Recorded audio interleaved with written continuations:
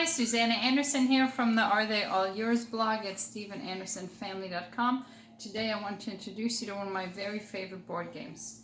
I've played this since I was like 6 years old, so over 30 years now that this game has been out, and I've enjoyed playing this, and it is one of my kids' favorites.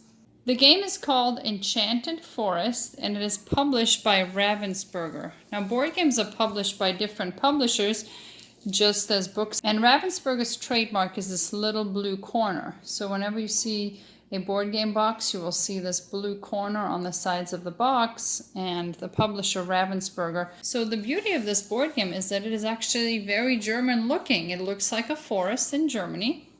And if you look up close, you can see all these beautiful details in the forest, like a gingerbread house, a tower, and then the beautiful castle right here. So just the artwork alone on this is just absolutely stunning. And then you have the little village here with 6 wooden pawns. We're missing the green one, but the idea is the same. And these little trees that get put on all the blue flames, and these cards. And basically the reason why this is called Enchanted Forest is because the whole game is based on Grimm's fairy tales. Now, you don't have to know the fairy tales or read the fairy tales to play the game. That's just the theme behind it. Basically, what you try to do is that for each of these 13 trees pictures a scene from a famous Grimm fairy tale on the bottom. For instance, here we have Cinderella's slippers, the golden goose, the mirror, mirror on the wall. And for all 13 of these trees, we have the corresponding cards. So here we have the pigeons for Cinderella, Puss in Boots, and so on. And they feature the same symbol. So these cards are placed in the castle, and the top card is opened. And then these trees are just randomly distributed onto the 13 special fields. 6 go in the upper forest, and 7 in the lower forest. And the forests are connected at some points in the game. For instance, you can go from here to here, or you can go around the back here. And it's basically a variation of a memory game.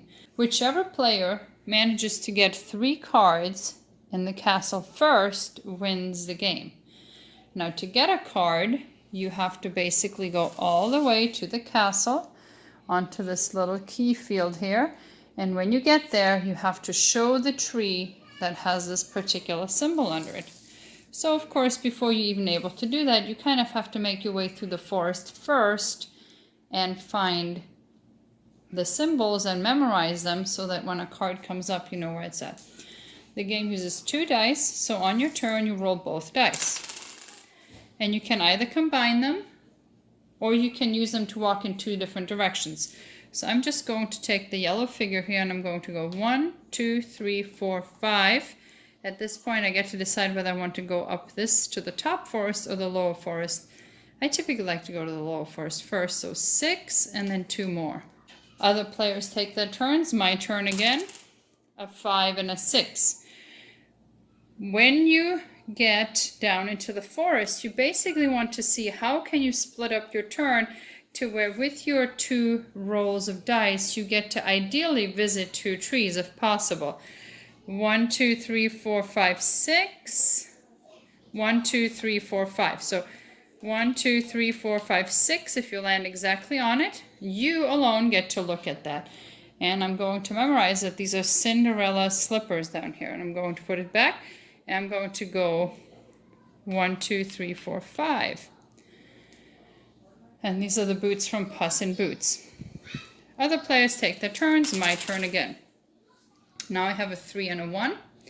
So I could either go 1, 2, 3 and an additional 1, or I could go 1, 2, 3, 4. So I'm going to go 1, 2, 3. Look at this tree. It's the golden goose. And go 1 more. And play continues. If you roll a double, like I just did, there are 3 things you can do aside from just going 2 and 2. You can do that as well. But the 3 things you can do is you can either place yourself immediately here behind the castle bridge. If you know where that card is and you're on the other end of the forest and other players are trying to get to it, that can really help you get close to the key where you have to be to answer the question.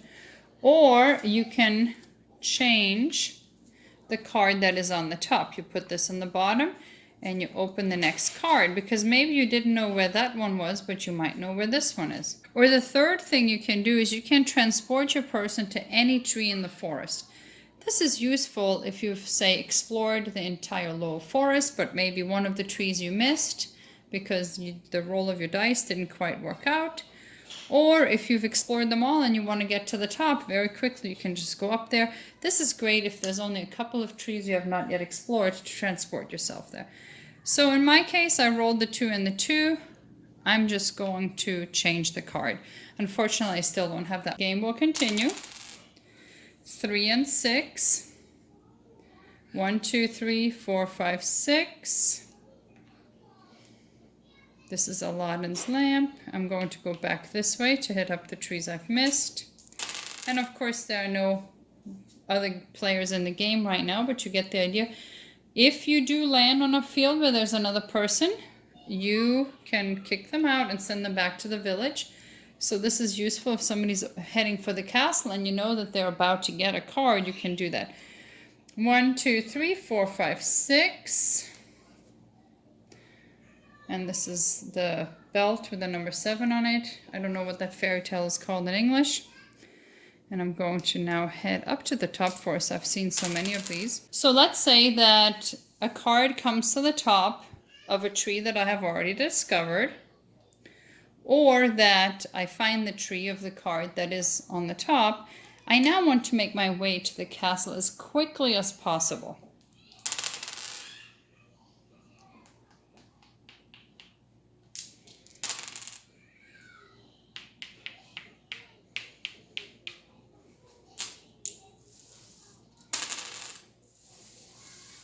Now, in order to be able to reveal where this tree is, I have to land exactly on the key. I'm not allowed to let any of my points fall away unless it is an entire die. So if I'm exactly 6 away, I could walk 6 and not use the other die, or I could walk 3 and not use the 6, but I can't say go 5.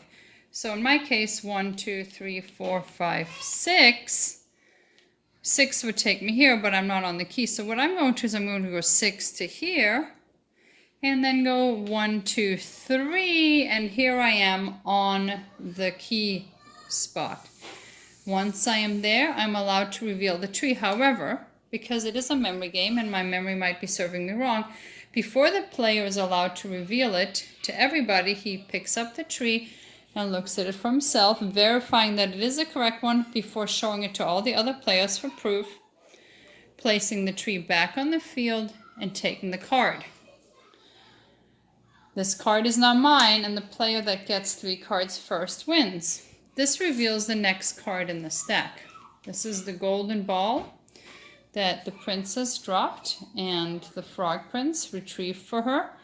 Since I am already on the keyhole, on my next turn, everybody else gets to go on my next turn, as long as I don't roll the dice. If I forget and I roll the dice, I have to go. But let's say it's my turn again and I did not roll the dice. I get to go yet again and show where this one is. Now, I have not discovered the tree for this particular symbol. However, since I'm at the castle and I have to head back into the forest anyway because I don't know where this one is, what you can do is you can just take a guess. And again, when you pick up the tree, look at it for yourself. Well, no, this is the spindle that put Sleeping Beauty to sleep. So because it's wrong, I have to put it back without showing the other players, and my punishment is that I have to go all the way back to the village.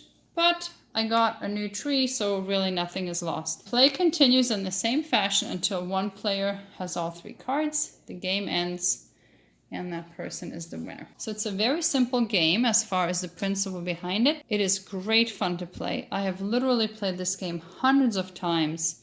The quality of the board game is very nice. I mean, everything from the artwork to the wooden pawns and the wooden dice, the little trees. It's a very beautiful game. It's based not just on luck, but also on skill and intelligence. It helps build memory, and it's just an all-around beautiful, fun board game that we have enjoyed very much for many years.